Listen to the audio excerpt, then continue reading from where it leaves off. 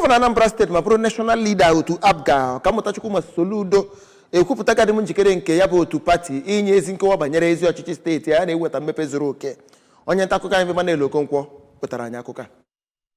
Soludo kwupụtara nke a na-ekwuru mmiri nke dị n'okpuru kansụl Nnewi South site n'ọnụ osote ya bụ dọkịta Onyekachukwu Ibezim oge ọ na-anabata onye ji ọkwa Chief Executive Officer nke Red Pastures Limited bụ ọkaikpe Valentine Mbamalụ n'imerime ndị ọzọ n'otu APGA na mpaghara ahụ, ebe ọ kọwaziri otu APGA dịka otu dị njikere ịnabata mmadụ ọbụla dị njikere iji ya bụ otu APGA wee nyere ndị ụwa na-atụ n'ọnụ aka ọkachasị n'ime ime obodo dị iche iche. N'okwu ha dị iche iche, onye ji ọkwa mmeyọ nke Nnewi South bụ Sir George Ezeogidi, onye ji ọkwa APGA chairman na mpaghara ahụ bụ Maazị Azụbụike Osuchukwu nakwazi onye na-anọchitebu anya Nnewi South 1 constituency n'ụlọ omebe iwu steeti a bụ Honorable Sonny Ọzọbịalụ toro nnọọ Gọvanọ Chukwuma Soludo maka ọrụ ọma dị iche iche ọrụgo na steeti a, nke o kwupụtara na ọ ga-enyere ndị otu APGA aka ịgbasa nakwazi ịrịọ ndị Anambra ka ha tụnyere Gọvanọ Soludo na ya bụ ihe mmemme ịrọpụta aka na-achị steeti a ga-emerube n'ọnwa Nọvemba.